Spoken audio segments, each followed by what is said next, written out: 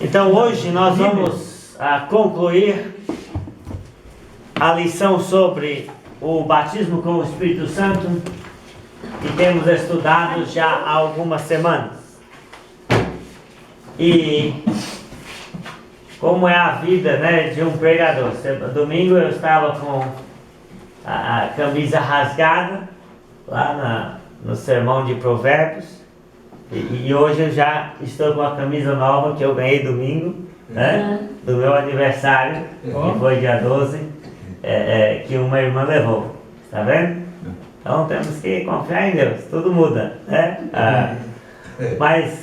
Então é um prazer enorme estar aqui com os irmãos e um prazer compartilhar essa conclusão sobre o batismo com o Espírito Santo que aconteceu na Bíblia. Então, só para a gente resumir o que nós já estudamos até agora, nós vimos que a expressão batismo do Espírito Santo não acontece no Novo Testamento. O que nós temos é uma expressão ou outra da frase batizar com o Espírito Santo, dando a ideia de que não é o Espírito Santo que batiza ninguém, mas o Espírito é o instrumento no qual Jesus derramaria sobre as pessoas de uma maneira completa, total, o seu Espírito, né? Ou seja, o Espírito Santo é o meio no qual pessoas seriam inseridas dentro de um poder. Amém? Então, o batismo, o Espírito Santo não é o agente realizador de nenhum batismo, mas ele mesmo é um instrumento, né, no qual Jesus escolheu, né, a imergir seus apóstolos a princípio. Então, essa frase, batizar com o Espírito Santo, acontece 6 vezes em todo o Novo Testamento, né? Resumindo as partes que aparecem no Evangelho, quando citado por João Batista, no contexto do batismo de João Batista, mais outras 3 ocasiões, essa frase vai aparecer. Mostrando que de todo o primeiro século, dos escritos que foram feitos do Novo Testamento, nós temos apenas 3 ocasiões em que a frase batizar com o Espírito Santo vai ser dita. E o que nós inferimos disso? Que em todo o Novo Testamento, o batismo com o Espírito Santo não era um assunto que a igreja discutiu constantemente. Não era um assunto super enfatizado, como se tornou nos meios pentecostais. Bem, então nós vimos que João Batista prometeu, né, ou melhor, profetizou que o batismo com o Espírito Santo aconteceria na vinda do reino, né? O Messias seria aquele que batizaria com o Espírito Santo, mas não só com o Espírito Santo, mas também com fogo, né? Com juízo àqueles que o desobedecessem, aqueles que não quisessem seguir. E então João Batista pregou para muita gente, e muita gente vinha ao batismo dele hipocritamente, só para tentar descobrir o que ele estava pregando e não sinceramente crendo na mensagem do reino que ele estava trazendo. Então, para essas pessoas hipócritas que se tornariam inimigos do Messias e do reino de Deus, estaria reservado o batismo com fogo. Mas para um grupo selecionado que ouvia João Batista, estava reservado o batismo com o Espírito Santo que Jesus, o Messias, iria realizar. E de fato, quando Jesus ressuscitou dos mortos, antes dele subir para o céu, ele disse: permanecei na cidade, até que do alto vocês sejam revestidos de poder. Esperem a promessa do meu Pai, porque João, na verdade, batizou com água, mas agora chegou o momento que vocês vão ser batizados com o Espírito Santo, não muito depois desses dias. Então Jesus falou isso mostrando que aquele grupo selecionado dos 12 apóstolos estava reservado para receber a sua promessa em Jerusalém, não muito depois da sua ascensão para o céu. Então isso mostra que na mente de Jesus, o batismo com o Espírito Santo não era um mandamento que os cristãos teriam que obedecer até o último dia. Não, muito pelo contrário, era uma promessa.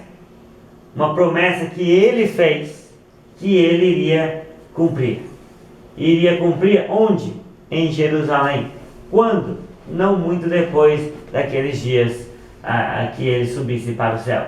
E justamente você viu lá, né? Nós lemos bastante Atos 2, 1 a 21, que ao cumprir-se o dia de Pentecoste, estando todos os apóstolos reunidos no mesmo lugar, incluindo até Matias, que substituiu Judas, né? Veio do céu um som como de um vento impetuoso, encheu a casa onde eles estavam assentados, e de repente apareceram distribuídas entre eles línguas como de fogo, um clarão caiu sobre a mente deles, sobre a cabeça deles. Um viu aquilo chegando na mente um do outro, e a partir dali eles passaram a falar em outros idiomas que nunca haviam aprendido, para evangelizar os judeus estrangeiros, e aquilo serviu como um grande sinal da presença do Espírito Santo na vida deles. E esse revestimento de poder aconteceu de repente, porque Jesus foi quem batizou com o Espírito Santo, não foi Pedro, não foi Matias, né? Eles estavam esperando em oração, e no momento que Jesus escolheu, Deus escolheu a hora, as pessoas, o lugar, independente da vontade humana. Amém? Então o batismo com o Espírito Santo, em Atos 2, foi só sobre os apóstolos, inesperado e com poder, né? E serviu para cumprir a profecia de Joel, né? E também para anunciar a chegada do reino de Deus para os judeus naquele dia. Então, quando os judeus que ouviram o Evangelho pela primeira vez se arrependeram dos pecados e foram batizados em nome de Jesus Cristo, eles também começaram a receber o quê? A presença interior do Espírito Santo. Porque o batismo com o Espírito Santo veio revestindo os apóstolos de poder. E essa é uma medida especial do Espírito Santo sobre os apóstolos escolhidos por Cristo, para serem testemunhas oculares da ressurreição de Jesus e pregadores intrépidos da palavra. Mas a presença interior do Espírito Santo foi concedida a todo aquele que obedecia ao Evangelho a partir de então, né? Mostrando que o Espírito começou a ser derramado sim sobre toda a carne. E a profecia de Joel então incluía não só a ação de poder que veio sobre os apóstolos, segundo a promessa de Jesus, mas também tudo aquilo que o Espírito iria fazer a partir daquele dia de Pentecostes. Amém? Incluía a transmissão de dons pela imposição de mãos dos mesmos apóstolos, incluía o recebimento da presença interior no coração de cada discípulo batizado. Isso era digamos, o macro cumprimento da profecia de Joel. Então, falando aqui bem explícito, nós vivemos dentro do cumprimento da profecia de Joel, porque nós vivemos na era do Espírito. Amém? O Espírito Santo habita em nós, ele usa a palavra, ele nos consola, ele nos conforta, ele nos guia pela palavra, ele está em nós como o selo de propriedade de Deus e como a garantia da nossa salvação. Amém? Então nós vivemos na era do Espírito, que foi profetizado por Joel, mas o pontapé inicial do reino de Deus, o pontapé inicial do novo tempo em que o Espírito de Deus agiria mais pessoalmente nas pessoas, foi com o batismo com o Espírito Santo sobre os apóstolos no dia de Pentecostes. Então, mas lembrando, então, que o que aconteceu? Aconteceu que a igreja, ela foi crescendo. O evangelho foi se espalhando a partir do dia de Pentecostes. E em cada alma havia temor. Muitos prodígios e sinais eram feitos entre o povo por intermédio dos apóstolos, né? Todos os que creram estavam juntos e tinham tudo em comum. E depois que Estevão morreu, né, os discípulos foram se espalhando pela Judéia, Galileia, Samaria, e foram para a Fenícia, e iam se arrastando cada vez mais. Mas o evangelho era pregado somente para pessoas ligadas ao judaísmo. Para judeus, nascidos em outras nações, ou para pessoas de outras nações que eram adeptos ou convertidos ao judaísmo. Então a igreja estava fazendo a sua parte, mas a igreja estava restrita ao mundo judaico. Então, mas o evangelho de Jesus era para quantas nações? Para todas as nações. E a profecia de Joel dizia que o evangelho, ou melhor, que o derramamento do Espírito seria sobre toda a carne, não só sobre os judeus. Toda a carne significa todas as raças.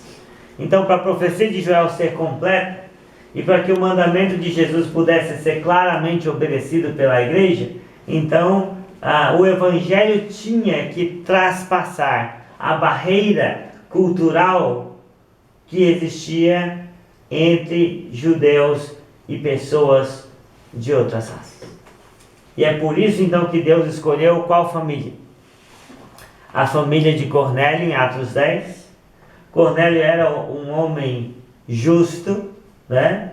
Que de contínuo orava a Deus, que fazia esmolas, que tinha bom testemunho do povo judaico. E numa hora que ele estava orando, apareceu um anjo e disse para ele: Cornélio, as tuas esmolas foram lembradas diante de Deus. Agora envia a Jope mensageiros e manda chamar lá quem? Simão, por sobrenome Pedro. Este te dirá palavras mediante as quais serás salvo tu e tua casa. Então Cornélio, logo obediente, mandou 2 mensageiros, 2 servos da sua casa, mais um soldado, chamar Pedro. Levou alguns dias ali, uns 3, 4 dias, para Pedro chegar. E quando Pedro chegou, estava a casa de Cornélio toda cheia de parentes e amigos, tementes a Deus. Prontos para quê? Para ouvir tudo o que Pedro tinha a dizer da parte do Senhor.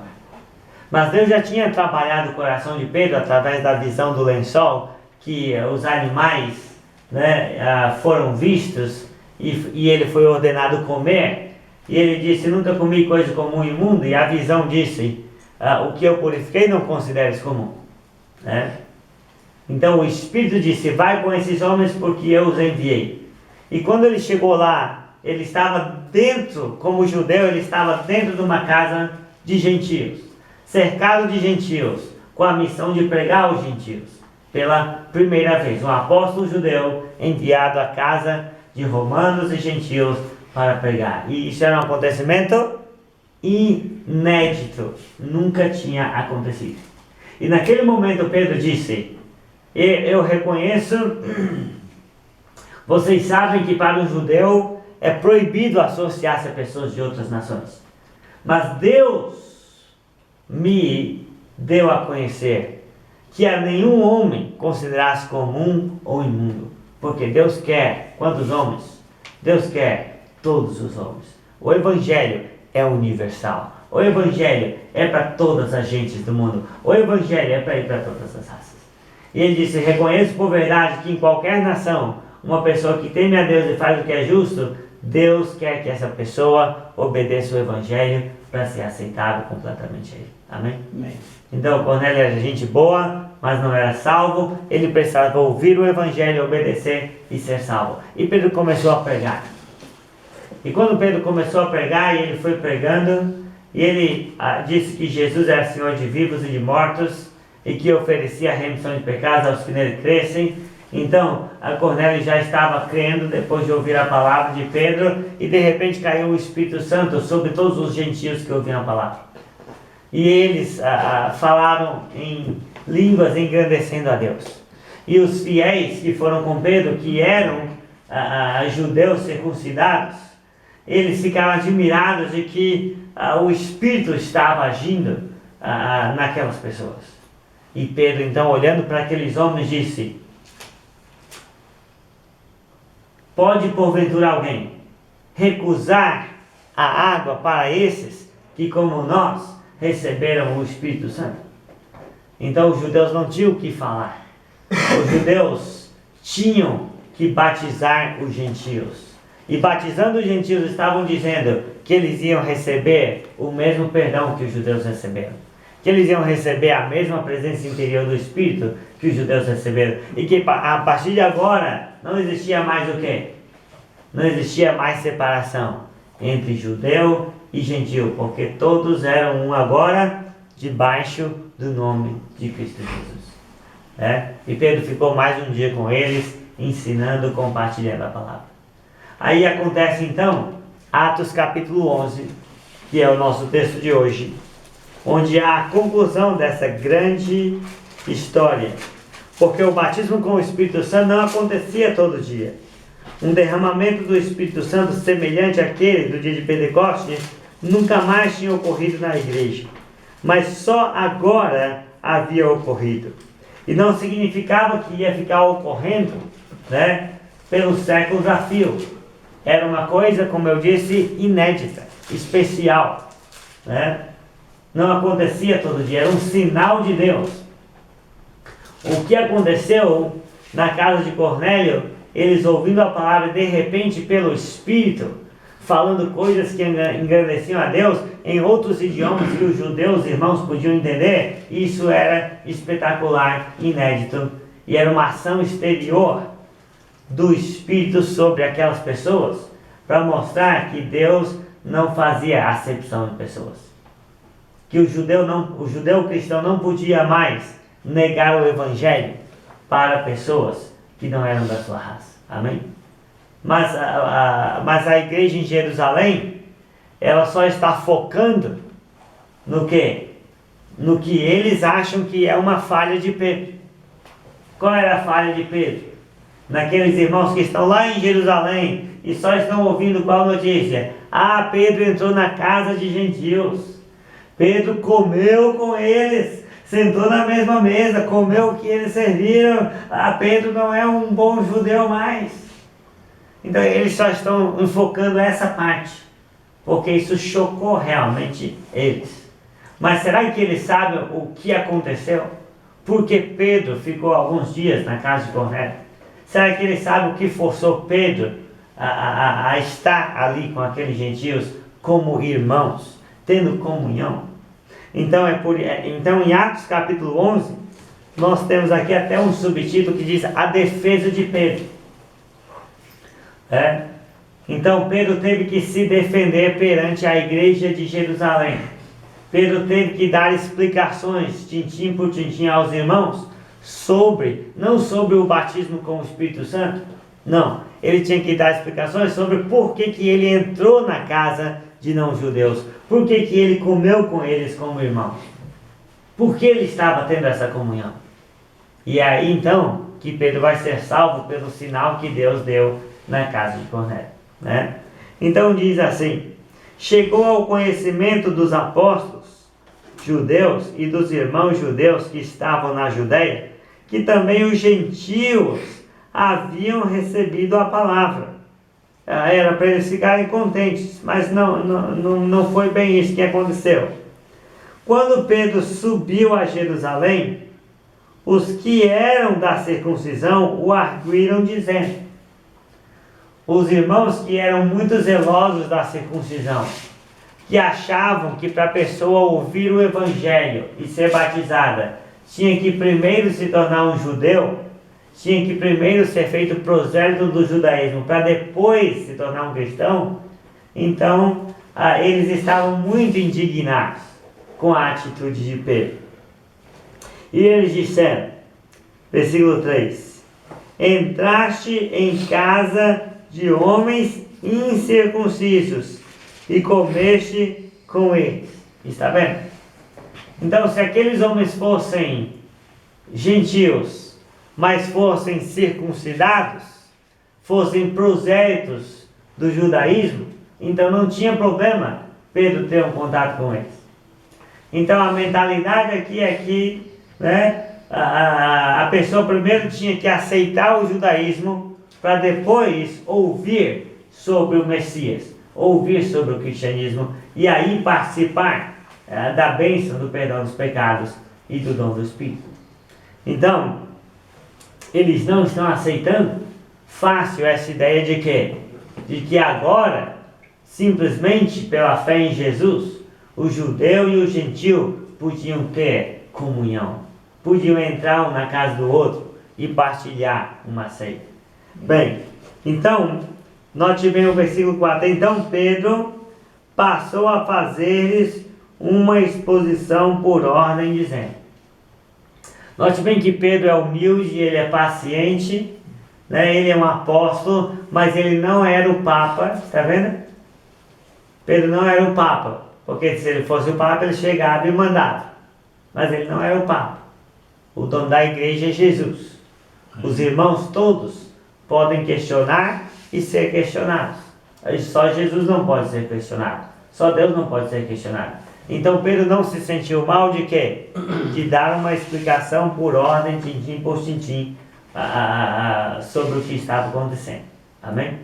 Então ele foi calmamente explicando, porque ele sabia que aquilo era também um tema sensível. E diz assim, versículo 5. Eu estava na cidade de Jope orando. Bem, eu estava buscando a Deus.